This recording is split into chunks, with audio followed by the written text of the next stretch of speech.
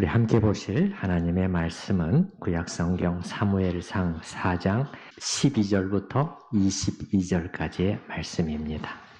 당일에 어떤 베냐민 사람이 진영에서 달려나와 자기의 옷을 찢고 자기의 머리에 티끌을 덮어쓰고 실로에 이르니라. 그가 이를 때는 엘리가 길옆 자기의 의자에 앉아 기다리며 그의 마음이 하나님의 괴로 말미암아 떨릴 즈음이라.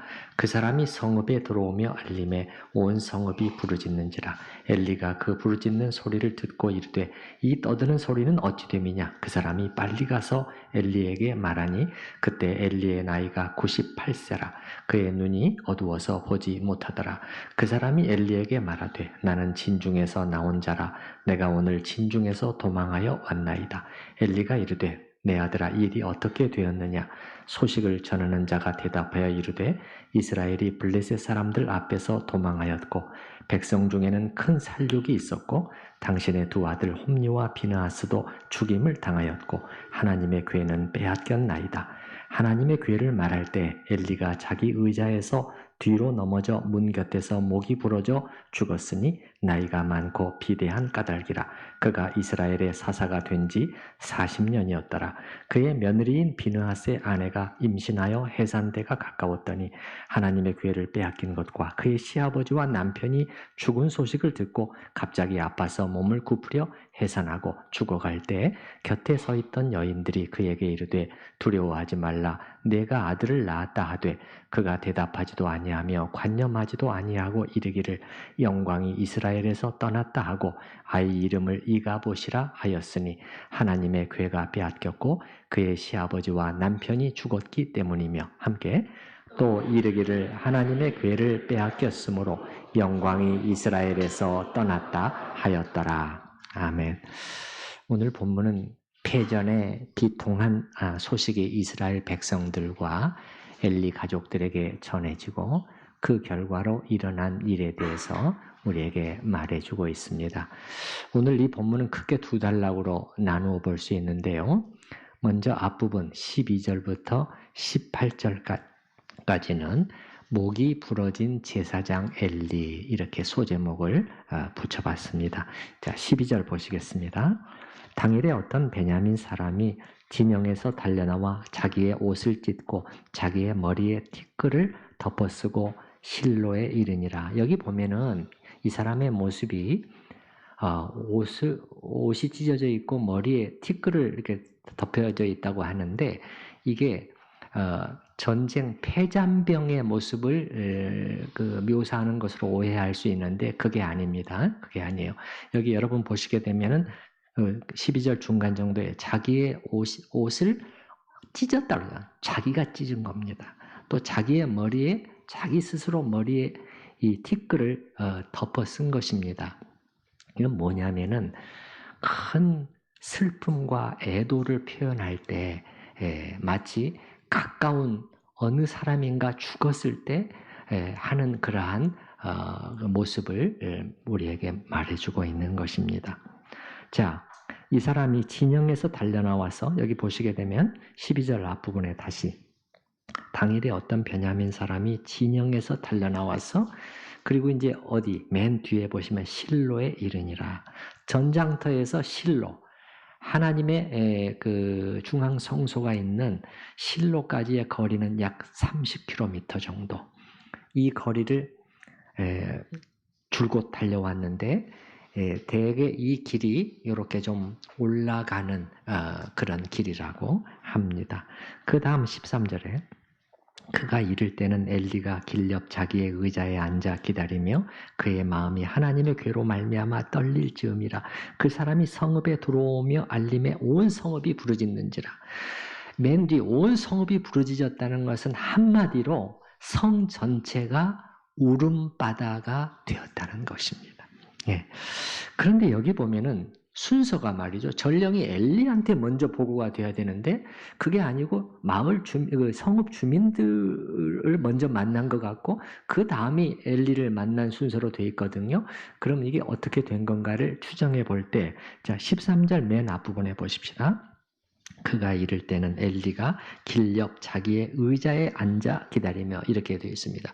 그러면 이 장소는 아마 그 성문, 그 성읍의 성문 바로 안쪽 입구에는 그 장로들이 모여서 회의를 하고 그런 장소가 보통 있었는데 엘리가 이곳에서 자기의 의자에 앉아서 애타게 기다리고 있었던 것 같아요. 성문 입구에. 그래서 저 18절에도 여러분이 보시게 되면은 18절이죠. 엘리가 이렇게 보면은 중간 정도에 뒤로 넘어져 문 곁에서 그렇게 돼. 이 문이 성문을 가리키는 것으로 보인다는 거예요. 그 엘리가 성문 입구에 있었지만 이 전령이 너무 급하게 달려와서 그 엘리를 보지 못한 것 같아요. 또 엘리 자신은 눈이 많이 어두워 있었기 때문에 그 사람을 놓친 것 같습니다. 그래서 이제 사람들의 울부짖는 소리를 듣고 엘리가 그 전령을 급히 소환하는 것입니다. 14절. 엘리가 그 부르짖는 소리를 듣고 이르되 이 떠드는 소리는 어찌 됨이냐. 그 사람이 빨리 가서 엘리에게 말하니 그때 엘리의 나이가 98세라. 그의 눈이 어두워서 보지 못하더라. 그 다음 부분은 엘리와 이 전령과 나눈 대화 내용입니다. 16절. 그 사람이 엘리에게 말하되 나는 진중에서 나온 자라. 내가 오늘 진중에서 도망하여 왔나이다. 엘리가 이르되 내 아들아 일이 어떻게 되었느냐. 그 다음 17절에 소식을 전하는 자가 대답하여 이르되, 여러분 이 사람을 어떻게 묘사하고 있느냐. 소식을 전하는 자, 전령이라고 묘사하고 있어요. 단지 도망친 전쟁에서 도망친 도망병이 아니었다는 것입니다. 그 사람은 전령의 신분이었어요. 그래서 이 급한 소식을 백성들에게 그리고 엘리에게 알리기 위해서 그 목숨을 걸고 도망 나와서 지금 달려왔다는 것을 알 수 있습니다. 이제 네 가지 소식을 하나하나 말해줍니다. 17절 그 다음 부분. 첫 번째, 이스라엘이 블레셋 사람들 앞에서 도망하였고 전투에서 졌습니다. 두 번째, 백성 중에는 큰 살육이 있었고 우리 병사들이 수도 없이 많이 전사했습니다. 세 번째, 당신의 두 아들 홈리와 비느하스도 죽임을 당하였고 네 번째, 하나님의 괴는 빼앗겼나이다. 뒤에 두 가지는 좀 말하기가 어려운 내용이었기 때문에 더 뒤에 말한 것 같아요. 그래서 세 번째, 두 아드님이 다 이렇게 세상을 떠났습니다. 그 다음에 네 번째, 무엇보다도 하나님의 괴가 적군에 넘어간 일, 이건 차마 말할 수 없는 거예요. 예. 왜냐하면 이건 이스라엘로서는 충격적인 일이었거든요. 왜 그렇죠? 하나님의 괴는 무엇을 상징한다? 하나님의 임재를, 하나님이 그곳에 계신다는 이 약속을 주신 이 괴잖아요. 그렇기 때문에 이 괴가 적군의 손에 넘어, 이거 지금까지 이런 일이 없었거든요. 일어나서는 절대 안 되는 일이 일어났던 것입니다. 그래서 그 다음 18절은 엘리의 죽음입니다. 18절 하나님의 괴를 말할 때 엘리가 자기 의자에서 뒤로 넘어져 문 곁에서 목이 부러져 죽었으니 나이가 많고 비대한 까닭이라. 여러 소식들이 들었는데 요겁니다. 18절 다시 처음에 하나님의 괴를 말할 때 엘리가 뒤로 넘어지게 됐다는 거예요. 엘리 역시 가장 충격을 받은 사건이 언약궤를 빼앗긴 일이었습니다. 엘리는 그래도 대제사장으로서 책임감은 분명했던 것 같아요. 언약궤가 전장으로 나갈 때서부터 엘리의 마음에는 근심과 불안이 찾아오기 시작했었어요. 자, 앞에 13절 다시 보시기 바랍니다. 13절. 그가 이를 때는 엘리가 길 옆 자기의 의자에 앉아 기다리며 그의 마음이 하나님의 괴로 말미암아 떨릴지며, 뭐로 말미암아? 하나님의 괴로 말미암아 그는 떨고 있었어요. 엘리는 이 언약궤에 무슨 일이 일어나지 않을까, 그것을 걱정하고 있었다는 것을 알 수 있어요. 그래도 대제사장으로서 이런 자세는 있었다는 것을 우리가 알 수 있고, 그래서 제가 엘리를 평가할 때 이 사람이 아주 나쁘거나 형편없는 사람이라고는 볼 수 없다는 것입니다. 어떤 학자들은 엘리를 아주 부정적으로만 그렇게 평가하는 경우들도 있는데 그런 또 반대의 측면도 있어요. 18절의 맨 마지막 문장입니다. 그가 이스라엘의 사사가 된 지 40년이었더라. 지금까지는 제사장이었다, 대제사장이었다고만 밝히고 있는데 이제 이 마지막 부분에 그가 또한 이스라엘 전체의 사사 신분이었다는 것을 우리에게 알려주고 있습니다. 자, 이렇게 해서 쭉 12절부터 18절까지를 훑어봤는데 이 본문을 읽고 여러분은 어떤 생각이 드시나요?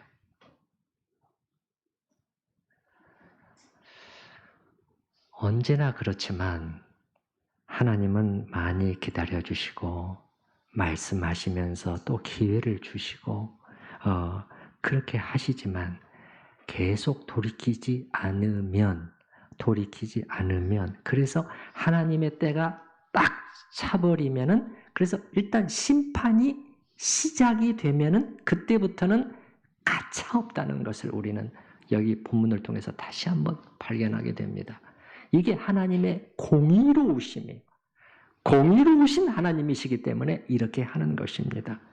하나님은 공의롭다는 것은 뭐냐? 그냥 아무것도 없었다는 듯이 그렇게 넘어가시는 분이 아니시라는 거예요. 예수 그리스도의 십자가 사건도 마찬가지잖아요. 하나님은 너무도 공의로우시기 때문에 우리가 복음을 전할 때 당신의 죄를 절대 넘어가실 수 없는 분이십니다. 그래서 우리를 사랑하셨기 때문에 예수 그리스도께서 대신 형벌받게 하신 것이잖아요. 자, 그래서 여기 보면은 우리가 본 것처럼 일련의 사건들이 연이어서 지금 일어나고 있거든요. 한번 보십시다. 자, 이스라엘 나라는 전쟁에 패배하고 홈리와 비느하스는 전장에서 사망하고 하나님의 괴는 적군에게 빼앗기고 엘리는 목이 부러져서 죽고 그 다음에 곧 나오는 비느하스의 아내가 해산 중에 세상을 떠나게 됩니다. 이 여러 사건들이 마치 숨 쉴 사이도 없이 진행이 되고 있는 것 같지 않아요? 왜 이렇게 됐습니까? 우리는 알고 있는 사실이 있습니다. 뭐죠? 이 모든 것은 하나님이 예고하신 심판의 집행이라는 것을 우리는 알고 있는 것이죠. 이미 누차에 걸쳐 하나님은 경고하셨잖아요. 이제 때가 됐을 때는 하나님은 분명히 실행을 하십니다. 그리고요, 이런 것뿐만 아니라 우리가 볼 때 이 전쟁의 결과로 실로 성읍 자체가 적군에 의해서 완전히 파괴되어 없어져 버린 것 같아요. 여러 가지 증거들이 있지만 한 가지 시간 관계상 한 가지만 말씀을 드릴게요. 성경 다른 곳에서 그 다음에 실로에 대해서 언급을 하는 것을 보면은요, 거기가 무슨 사람이 사는 장소랄지 아니면은 무슨 하나님의 괴가 있는 장소랄 전혀 그런 언급이 없습니다. 사실은 언급이 거의 다 안 나와요. 나올 때는 어떻게 나오느냐? 하나님께서 이스라엘 백성들을 향해서 내가 실로에 어떻게 행했는지를 너희가 보지 않았느냐? 하나님께서 그 말씀을 하실 때 주로 실로가 나와요. 예를 들면은 예레미야 7장 12절에 이렇게 나와 있어요. 제가 읽어드릴게요. 너희는 내가 처음으로 내 이름을 둔 처소 실로에 가서 내 백성 이스라엘의 악에 대하여 내가 어떻게 행하였는지를 보라. 자, 이게 무슨 말이냐? 내가 처음으로 내 이름을 둔 처소가 실로였다. 지금 여기 사무엘상을 가리키고 있는 것입니다. 지금 우리가 지금까지 봐온 그걸 얘기해요. 내가 처음으로 내 이름을 둔 처소, 이스라엘 백성이 요단강을 건넌 후에 맨 처음에 성막을 지어서 거기에 궤를 안치한 곳, 이게 실로였단 말이에요. 그러니까 하나님 뭐라고 표시해요? 내가 처음으로 내 이름을 둔 처소가 실로였다. 근데 거기에 가서 내 백성 이스라엘의 악에 대하여 내가 어떻게 행하였는지를 보라. 이렇게. 그러니까 그 외에도 예레미야 26장도 그렇고 성경 다른 곳에 보면은 그런 것처럼 실로를 너희가 보지 않았느냐? 그런 것처럼 너희가 아끼고 그렇게 영광스럽게 여기는 이 성전에도 내가 똑같이 행할 수 있다는 것을 왜 너희는 생각하지 못하느냐? 돌이키라 나의 백성이요. 하나님께서 이렇게 말씀을 하실 때 실로가 나와요. 뭘 말해주는 것이죠? 이 전쟁으로 실로의 성소가 완전히 회파되고 없어졌다는 것을 알 수가 있습니다. 어떻게 보면 당연한 일 아니겠어요? 여러분, 적군이 지금 큰 전쟁에서 붙었는데 나라의 성소를 내버려 두겠냐 말이에요. 이 정신적인 지주잖아요. 이거 그대로 내버려 두면 안 된다. 그렇게 되는 것이죠. 더군다나 전장터에서 3, 40km밖에 떨어져 있지 않는 곳이었는데 말이죠. 그래서 하나님께서는 이 여러 가지 심판 속에서 언약궤를 빼앗기게 하셨을 뿐만 아니라 실로의 중앙 성소까지 완전히 불타 없어지도록 그 주민들은 어떻게 됐겠어요, 여러분? 그렇게 심판하신 것입니다. 그곳에 사무엘이 있었는데 살아남았다는 것을 알 수가 있죠. 어떻게 살아남았는지 이거는 우리는 잘 알 수는 없지만 그래서 이게 참 하나님의 심판을 보면서 우리가 다시 두려운 마음을 가져야 되겠습니다. 그리고 엘리의 죽는 모습을 어떻게 묘사하고 있습니까, 여러분? 어떻게 죽었다? 목이 부러져 죽었다는 것이에요. 18절 보시기 바랍니다.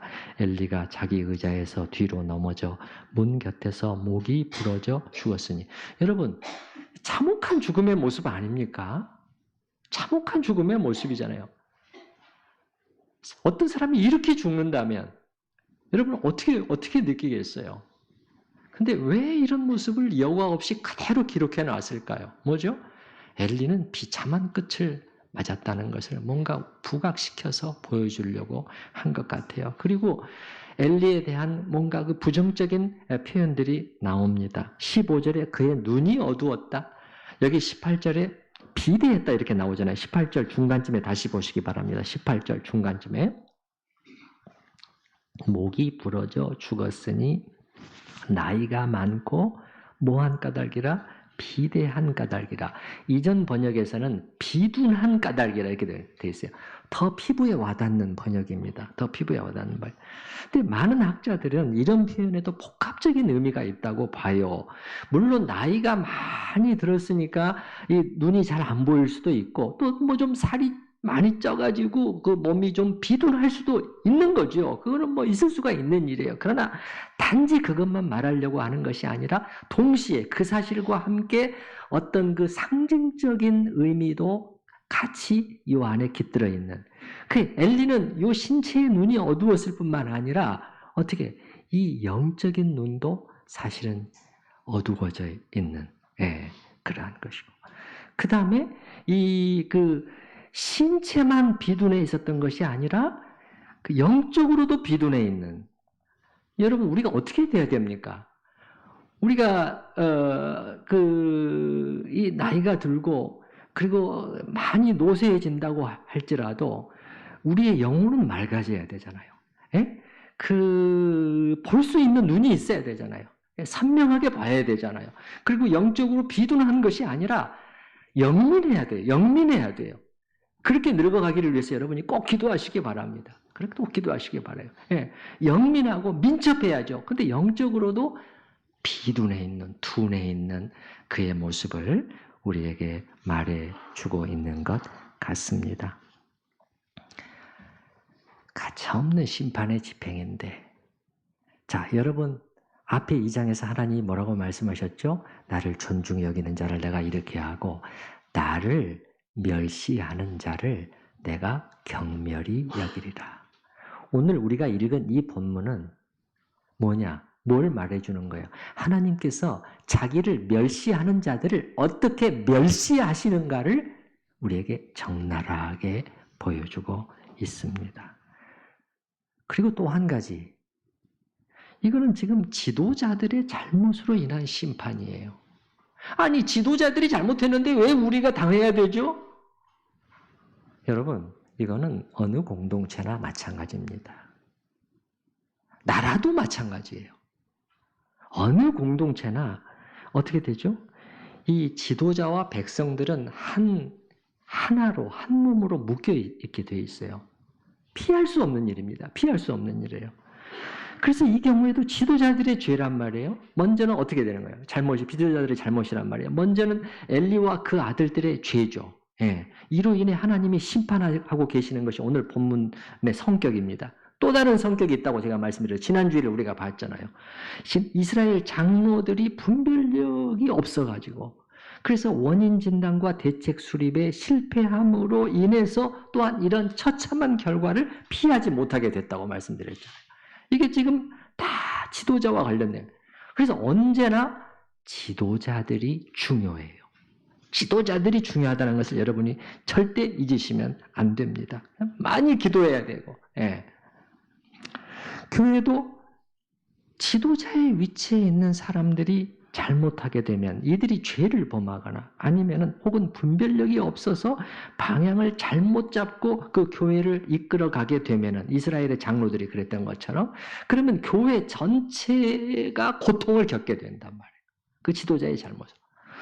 또 반대의 경우도 있어요. 교회의 지도자가 상황을 잘 분별하고 교회와 교인들을 그쪽 방향으로 이끌어 가게 되면은 서로 교인들은 보지를 못해가지고 막 엉뚱한 요구를 하고 막 잘못된 방향으로 나아가려고 한다고 할지라도 그 지도자 한 사람으로 인해서 이 공동체가, 교회 공동체가 파멸의 방향으로 나아가는 것을 막고 이렇게 살아나는 길로 갈 수도 있어요. 여러분이 뭐만 봐도 알 수 있죠?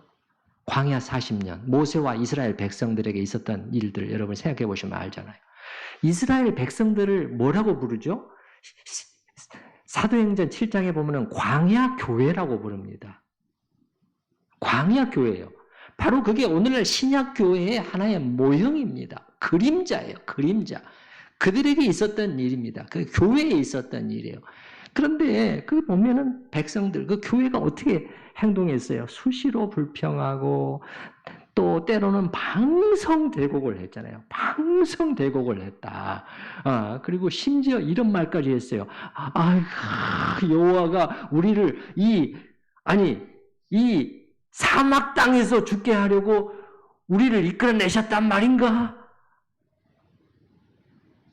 다 집어치우자.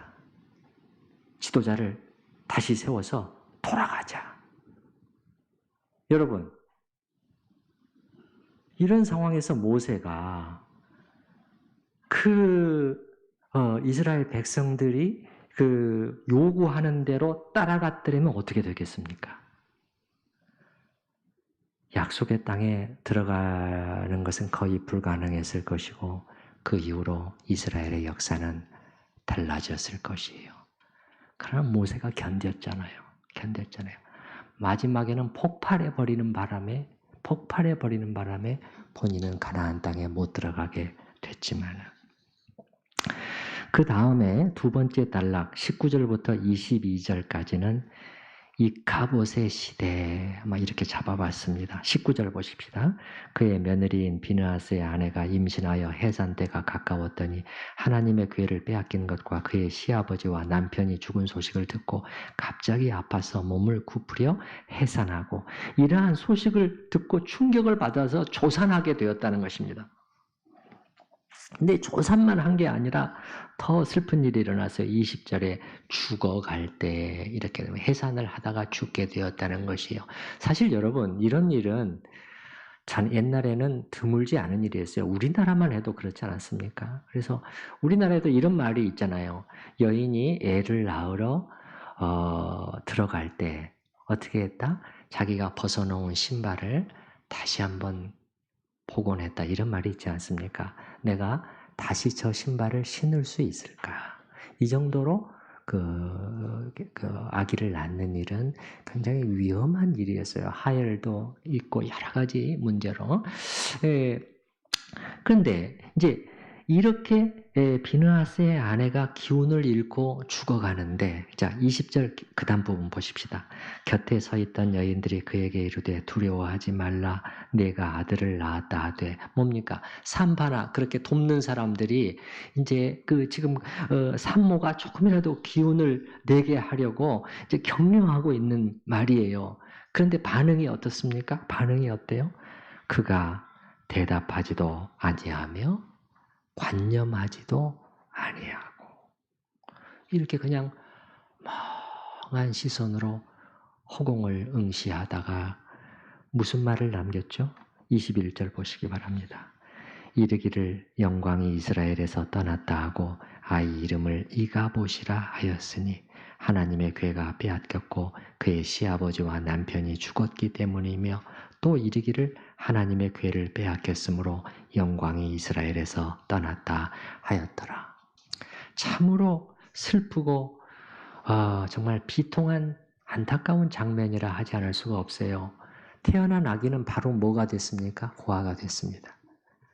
엄마와 아빠를 다 잃었기 때문에. 그런데 형제는 있었어요. 형제는.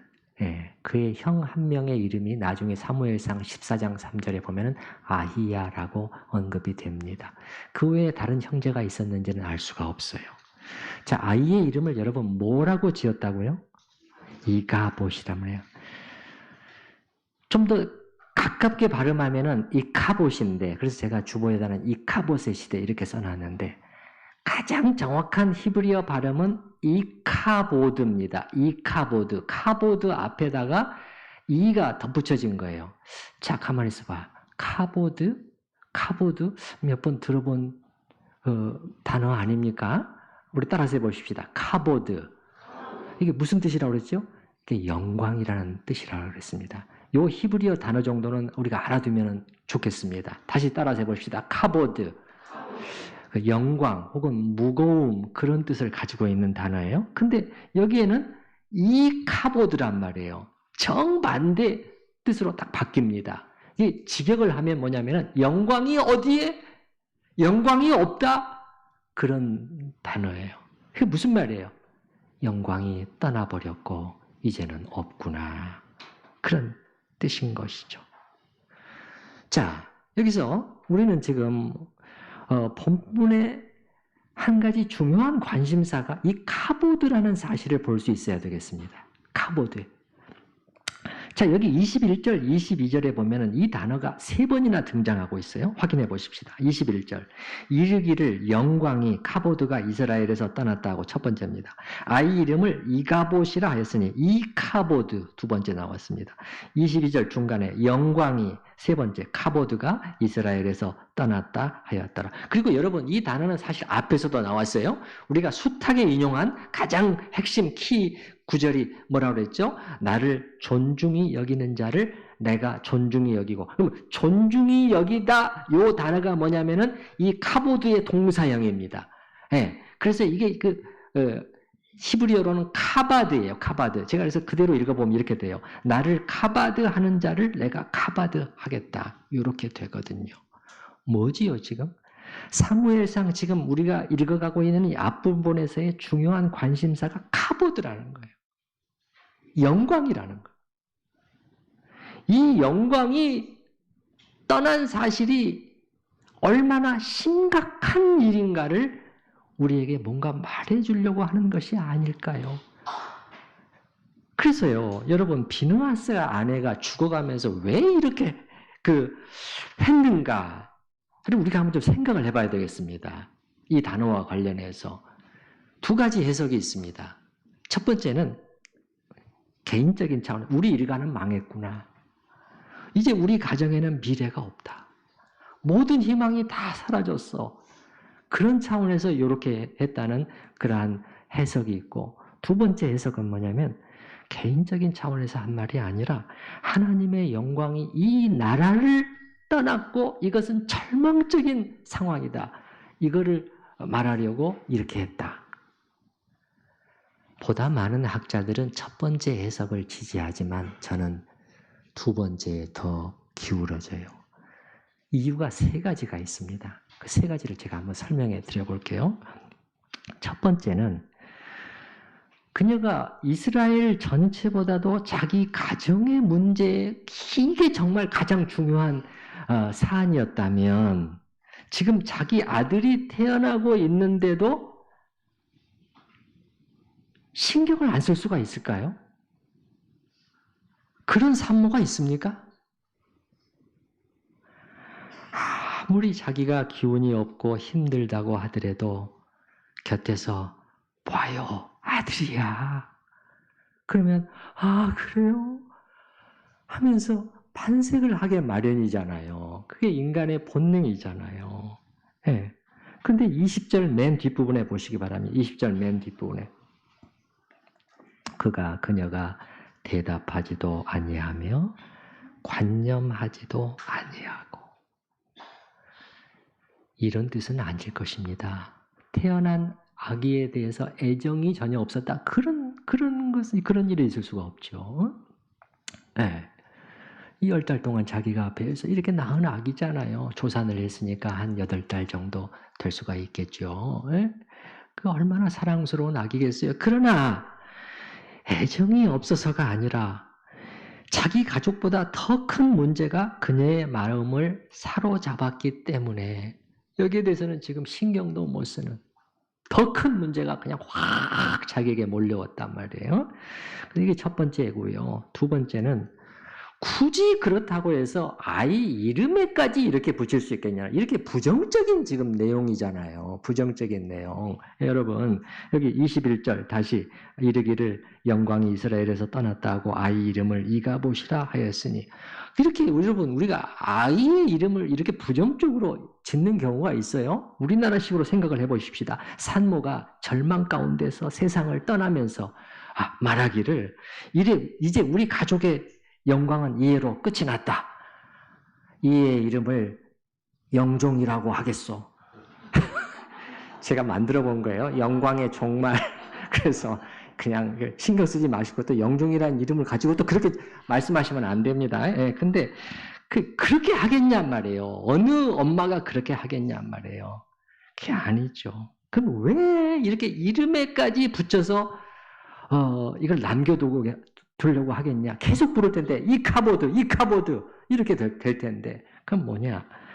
지금 전해지는 소식을 다 듣고 순간적으로 팍 다가오는 거죠. 느낌이 오는 거죠. 예, 그래서 이걸 꼭 자기가 남기고 싶어서 아이의 이름에까지 붙이지 않았나 생각이 된다는 것입니다. 마지막 세 번째는 여기 22절을 보시기 바랍니다. 22절 마지막 절.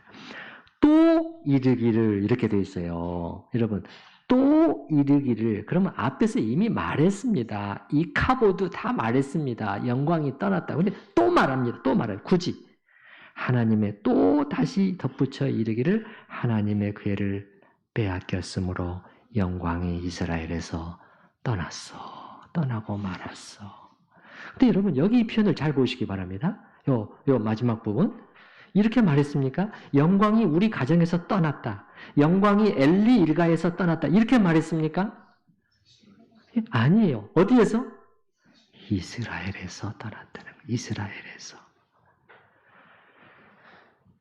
그녀가 단지 자기 가족만이 아니라 보다 큰 차원의 어떤 것을 지금 보고 느끼고 있다는 것을 말해주는 것이 아닐까요? 그래서 결론적으로 종합해 보면은 이렇게 해석할 수가 있다는 거예요. 비느하스의 아내가 이렇게 한 것은 일종의 예언적인 의미에서 지금 이스라엘이란 나라 전체가 절망적인 위기 상황에 여러분 이거 잊으면 안 됩니다. 너무도 큰 상황입니다. 절망적인 위기 상황에 있습니다. 이 카보드가 됐으니까요. 그래서 이렇게 표현하지 않았나 싶습니다. 이런 세 가지 이유 때문에 저는 그렇게 생각을 해보는 것이에요.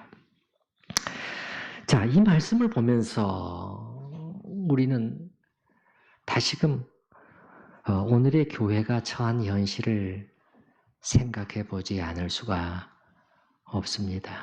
만약에 우리가 성경을 읽으면서도 그래 그거는 엘리의 일이고 비느하스의 일이고 그들의 일이지 이렇게 하고 넘어가 버린다면 성경은 쓰여질 필요도 없고 읽을 필요도 없습니다. 그게 아니죠.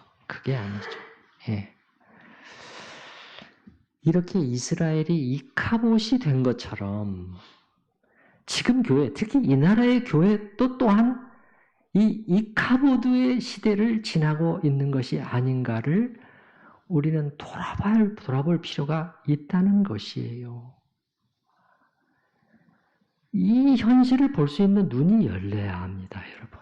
눈이 열려야 돼요. 우리 교회가 심각한 위기 상황, 어떻게 보면 절망적인 위기 상황에 놓여 있음을 보는 눈이 열려야 비로소 교회 지도자와 교회 그 구성원들은 하나님 앞에 납작 엎드리게 될 것이에요. 이걸 봐야 그렇게 된다는 거예요. 그렇지 않으면은 그냥 괜찮다 하는 거예요. 그래서 이 카보드를 봐야 돼요. 이 카보드. 그걸 봐야 엎드리게 될 것이고, 그랬을 때 비로소 회복의 씨앗이 교회에게 싹트게 된다는 것이에요. 만약에 어떤 분들이 말하기를, 아니 우리 교회 지금 이렇게 많은 그 사람들이 앉아서 지금 예배를 드리고 있잖아요. 이렇게 그 찬양대가 그 오케스트라에 맞추어가지고 저렇게 아름다운 화음으로 찬양을 부르고 있잖아요. 그래도 이렇게 헌금이 들어오고 있는데, 여전히. 이게 바로 보는 눈이 없다는 것입니다. 통찰력이 결여되어 있을 때는 이렇게 된다는 것이에요. 통찰력이. 자, 한번 생각해 보십시다. 전에도 말씀드렸습니다만 어떤 목사님은 예배 분위기만 봐도 너무도 확연히 차이가 난다는 거예요. 50년대, 과거 60년대 예배드리러 교회에 와서 이렇게 있으면은 천막교회당인데, 천막교회당.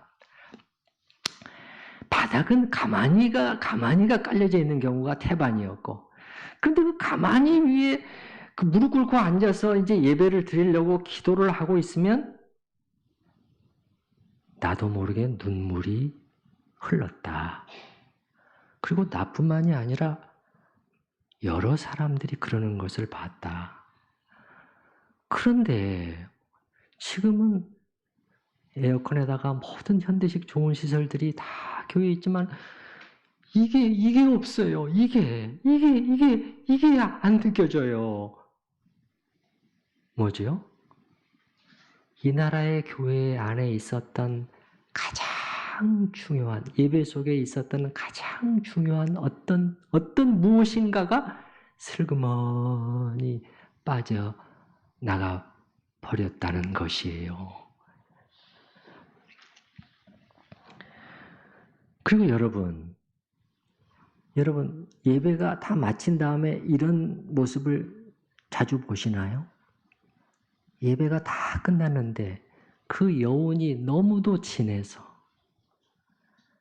그냥 바로 일어서서 나가지를 못하고 자리에 다시 앉아가지고 그 기도하는 신자들의 모습, 때로는 눈물을 이렇게 닦으면서 보입니까? 오늘날에는 이렇게 하려고 해도 어렵습니다. 왜냐하면 다들 일어나가지고 막 인사하면서 그냥 막 나가기가 바쁘기 때문에 이렇게 하려고 해도 굉장히 그게 어색한 일이 돼버렸어요. 어색한 일이 돼버렸단 말이에요. 예. 그리고 이 예배 전체적인 분위기, 이 공기를 한번 보시기 바랍니다. 정말 하나님을 경외하는, 그 두려워하면서 모두가 인도자서부터 모든 성도들에 이르기까지 정말 하나님 앞에 정말 두려워함으로 엎드리는 크신 하나님 앞에 우리가 말로 어떻게 그 기도하고 찬양하냐 그것만이 아니라 그 심령 속에서 그 하나님의 그 두려움, 하나님을 경외하는 마음이 쫙 들어와서 다들 엎드리는 그런 분위기가 되어 있는가. 그리고 그 속에서 말씀을 사모하고 선포되는 말씀에 귀를 기울이고, 그리고 그 말씀을 통해서 하나님의 음성을 듣는 일이 일어나고 있는가. 그래서 어떤 중대한 결단들이 지금 일어나고 있는가.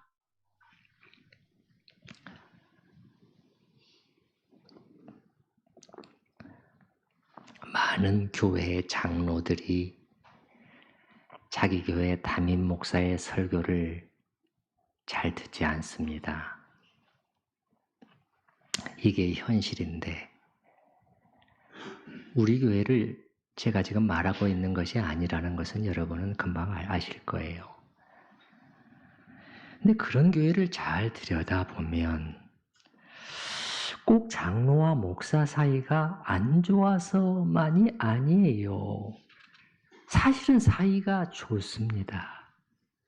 인간적으로는 장로들이 담임 목사를 좋아하고 식사도 자주 같이 하고 원만한 관계를 유지하고 있고 또 봉사도 열심히 해요. 그런데 설교는 안 들어요. 저는 지금 그냥 듣는 것이 아니라 진지한 경청을 말하고 있다는 걸 여러분이 아시겠죠? 진지한 경청. 하나님께서 이 예배 시간에 저 설교를 통해서, 설교 말씀을 통해서 내게 무엇을 오늘 말씀하실 것인가? 그러면서 정말 귀를 기울이고 또 고민도 하고 기도도 하면서 자신의 그 실제의 삶에 적용해 보려고 하는 그런 자세를 말하는 거예요. 이런 거는 없이 그냥 아무런 시작될 때부터 설교가 시작될 때부터 아무런 기대감이 없이 그냥 풀린 시선으로 시간이 지나가기만을 바라는 것이죠. 다른 교인들도 아니고 장로들입니다, 여러분. 교회 안에서 가장 중요한 역할을 맡고 있는 지도자들이 말씀을 듣고 있지 않다면 이게 사실 불편한 진실이에요. 우리 한국교회 안에 불편한 진실이 되어 있습니다. 이 말하려고 하지는 않지만은 부인할 수 없는 것을 불편한 진실이라고 그러잖아요. 불편한 진실. 예. 장로들이 하나님의 말씀에 도무지 관념하지 않고 있다면 예, 그 교회 안에서 말씀이 무슨 능력을 발휘할 수 있겠습니까? 그리고 그 교회 안에서 하나님의 말씀이 능력을 발휘하지 못하고 있다면, 전혀 발휘하지 못하고 있다면, 이게 어떻게 그 교회 안에 하나님의 영광이 머물러 있는 교회라고 우리가 말할 수 있겠냐 말이에요. 아무리 화려한 오케스트라가 있다고 하더라도 그게 무슨 소용이 있느냐 말이에요. 무슨 소용이 있어요.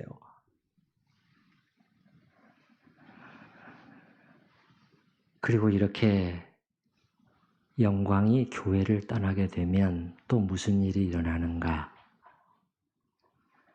교회가 무시를 당하게 됩니다.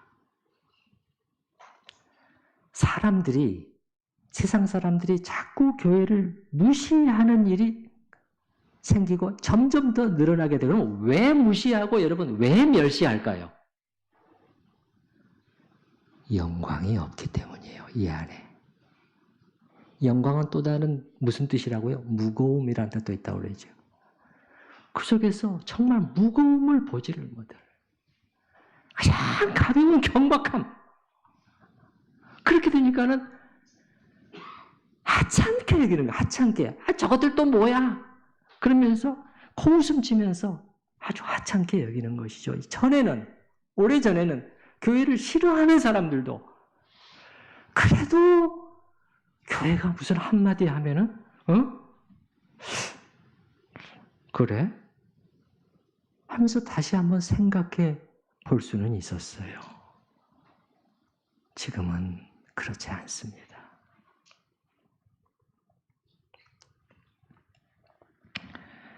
당시 이스라엘처럼 오늘의 교회 또한 이가봇의 상황 속에 놓여 있음에 대해서 생각해 봤습니다. 그러면 우리는 어떻게 해야 될까요, 여러분? 당연하죠. 떠나버린 이 영광이 다시 돌아오기를 위해서 최선을 다해야 될 것입니다. 그렇지 않으면 교회는요, 살아있는 시체처럼 되고 말 것입니다. 뭐처럼? 살아있는 시체. 제 말이 아니에요. 요한계시록에 보면은 7교회 중에서 어떤 한 교회를 가리켜서 주님이 뭐라고 말씀하셨어요? 네가 살았다 하는 이름은 가졌으나 죽은 자로다. 죽은 자로다. 시체예요. 살아있는 시체. 걸어다니는 시체죠. 예. 그러면 어떻게 해야 여러분 하나님의 영광이 회복되죠? 자, 하나님께 영광의 박수? 이렇게 하면은 되는 겁니까? 이게 하나님을 영광스럽게 해드리는 그거예요? 이게 하나님을 무겁게 대해드리는 겁니까? 아니에요. 그런 걸로는 안 됩니다. 전에도 말씀드렸지만 우리 천우교회에서는 하나님께 영광의 박수 그런 거 안 했으면 좋겠어요. 가벼운 행동이에요. 사실 하나님을 가볍게 대해드리는 행동에서 나온 거예요. 그럼 뭐냐? 어떻게 해야 됩니까? 답은 이미 알려져 있습니다. 하나님이 분명히 말씀하셨잖아요. 다시 말씀드립니다. 나를 존중히 여기는 자를 나도 존중히 대하겠다. 카보드예요, 카보드. 나를 존중히 여기는 교회를 나도 카보드 하겠다는 거예요. 카보드 하겠다는 거예요. 영광스럽게 하겠다는 거 아닙니까? 진짜 영광을 말하는 것이 껍데기 영광이 아니라. 예. 자, 지금 이 이스라엘 똑같아요. 그럼 이 위기 상황을 벗어날 수 있으려면 어떻게 해야 됩니까? 그럼 하나님을 존중히 여기는 지도자가 출현해야 되고 그 다음에 백성들이 그의 인도에 순종하며 따라야 됩니다. 이게 가장 중요해요. 무슨 뭐 언약궤 가져오고 뭐 어떻게 막 해보려고 막 그냥 이거 다 피상적인 해결책에 불과해요. 안 듣습니다. 예, 안 돼요. 그걸로는 안 됩니다. 겉으로는 막 소란스럽고 시끄럽고 막 사기가 올라가고 막 흥분하고 그렇게 될지 모르지만 그걸로 아무 일도 안 생겼잖아요. 안 됐습니다. 교회도 마찬가지입니다. 교회도 마찬가지예요. 예, 이런 지도자들, 하나님을 정말 존중히 여기는 지도자들, 목회자들이 많이 나와야 됩니다. 그러면 어떻게 하면서 하나님을 존중히 여기는? 제가 예를 들어서 말씀을 드렸잖아요. 하나님의 말씀 한마디를 무겁게 여기고 청종하려고 하고 그리고 하나님이 주시는 어떤 선물보다도 하나님 자신을 원하고 기뻐하고 그리고 어떻게 해서든 하나님을 높여드리고자 하는 그러한 소원 속에 나아가는 또 사역을 하는 그런 목회자겠지요. A.W. 토저 목사가 기도한 것처럼 자기의 다짐을 이렇게 표현했는데 그러므로 그것이 득이 되든 실이 되든 살든 죽든 저의 남은 생애와 힘을 다해서 하나님을 영화롭게 한다는 이 지엄한 맹세를 제가 드릴 수 있도록 도와주시옵소서. 우리의 기도도 여기에 따라갈 수 있기를 바랍니다. 토저 목사가 목사 안수를 받을 때 자기가 한적한 곳에 가서 목사 안수를 받은 후에 기도하면서 적어놓은 기도문이에요. 저는 수십 년간 이 기도문을 보고 있습니다. 제 자세가 흐트러지려고 할 때마다 다시 다 잡아야 되겠다. 깨끗한 목회자로서의 자세를 하나님 앞에서 회복해야 되겠다 할 때마다 다시 꺼내서 읽습니다. 이번 교육자 수련회에 가서도 이걸 가지고 세미나를 하려고 하는데요. 자, 그래서 그리스도의 교회에 이런 지도자들이 많이 나와야 하고 그 다음에 신자들의 눈이 밝아져서 이런 지도자, 목회자들을 알아보고 그들이 전하는 말씀에 귀를 기울이고 따르기 시작할 때 비로소 떠났던 영광이 돌아오는 이 일이 있을 수 있는 것입니다. 사무엘상 본문은 이런 지도자의 출현을 그래서 떠나버린 영광이 돌아오기를 고대하고 있습니다. 그리고 이제 앞으로 이 일이 실제로 어떻게 일어나는가를 우리에게 하나씩 보여주게 될 것입니다. 당장 다음 주에 볼 사무엘상 5장에서는 어떻게 됩니까? 하나님의 언약궤가 적국 한가운데서 스스로의 영광을 드러내는 사건입니다. 그래서 온 블레셋이 덜덜덜덜 떨게 되는 그러한 사건을 우리에게 보여주게 됩니다. 자, 어제 우리 들은 말씀을 생각을 하면서 같이 기도하는 시간을 갖습니다.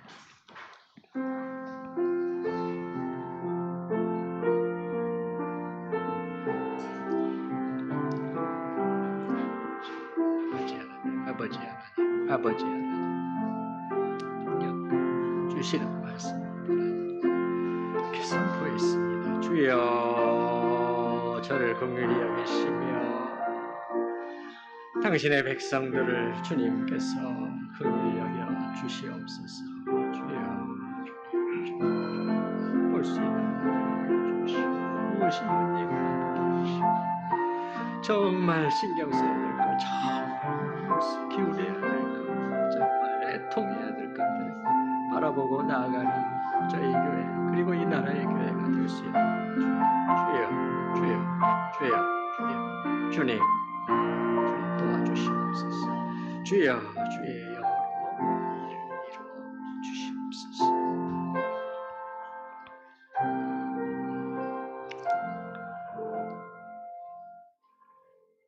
이가봇, 이카보드, 하나님의 영광이 떠나버린 이스라엘, 하나님의 영광이 떠난 교회. 주님, 그럼에도 불구하고 저희는 하나님이 떠나셨는데도 마치 우리끼리 해낼 수 있을 것처럼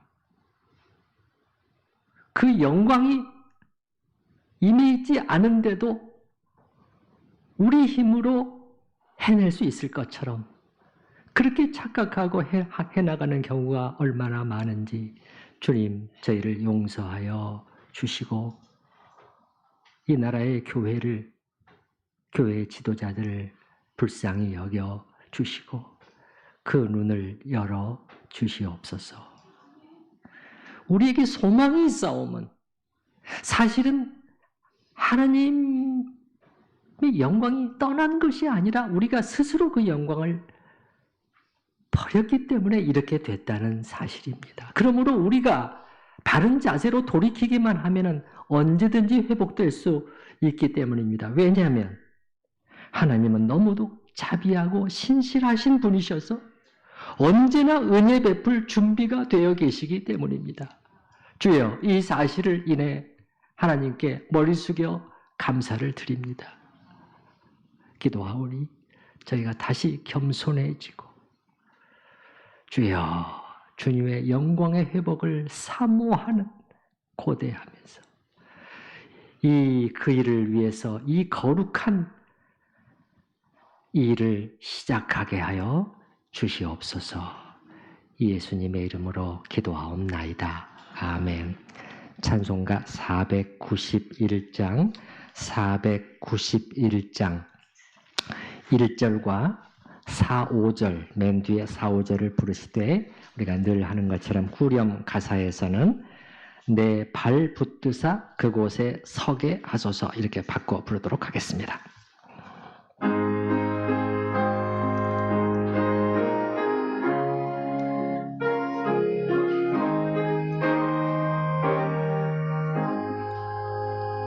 저 높은 곳을 향하여 날마다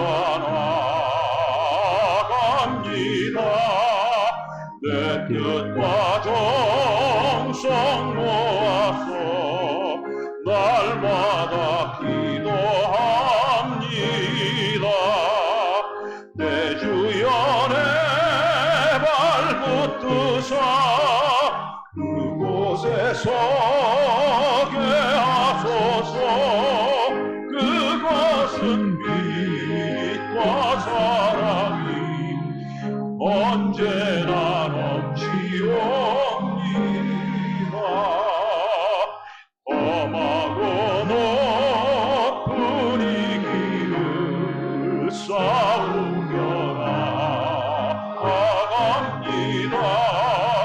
다시금 기도하오니 내 주여 인도하소서. 내 주여 내 발 붙드사 그곳에 서게 하소서. 그곳은 빛과 사랑이 언제나 넘치옵니다.